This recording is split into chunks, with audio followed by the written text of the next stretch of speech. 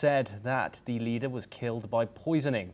She has said in a post on X that laboratory analysis of smuggled biological samples has found he was killed while incarcerated in an Arctic prison in February of 2024. Navalnaya has also posted a corresponding video discussing how her husband was treated in prison. Let's take a listen into her statements. My husband, Alexei Navalny, was poisoned. These are not empty words. I have every reason to say this.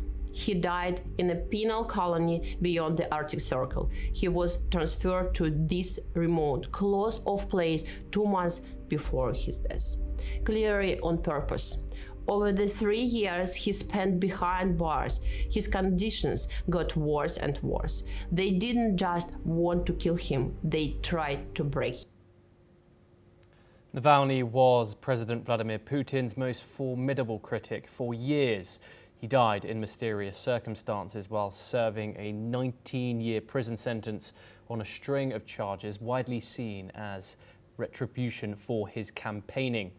He was an anti-corruption campaigner who had rallied hundreds of thousands across Russia in anti-Kremlin protests and was previously poisoned in 2020 while campaigning in Siberia and flown to Germany on an emergency evacuation flight where he spent months recovering. On his return, he was convicted on a series of charges, including extremism. Russian authorities said he died suddenly on February the 16th of 2024 after falling ill while outside walking after lunch in his prison colony. Following Navalny's death, officials refused to release his body for days to his relatives. Navalnaya has always maintained that her husband was killed on Putin's orders. The Kremlin denies the charges.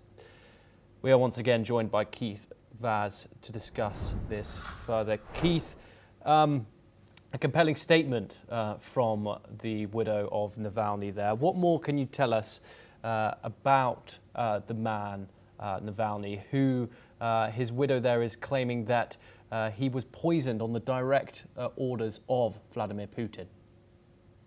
Well, obviously, this is a very serious case, and I don't think relatives of people who have died in this way are they're under great pressure.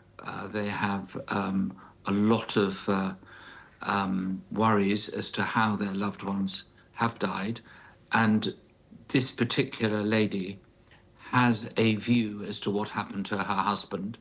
It is a view, I think, that is backed up by serious commentators and serious authorities, so it should be taken seriously, I think.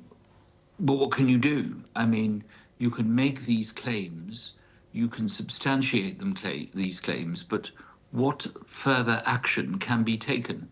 That is the main problem that is facing her. She has got, quite rightly, the spotlight of the media on this subject because people are concerned. It's a very unusual death. But the fact is, it needs to be pursued. But how do you pursue it? Where do you go? Where is the international arena through which you can prosecute such activities? It's very difficult to know. I mean, these kinds of cases, I dealt with them when I was a Foreign Office Minister, are best dealt with when heads of government meet together or foreign ministers meet together, and then they raise these cases. The trouble is nobody's meeting with President Putin.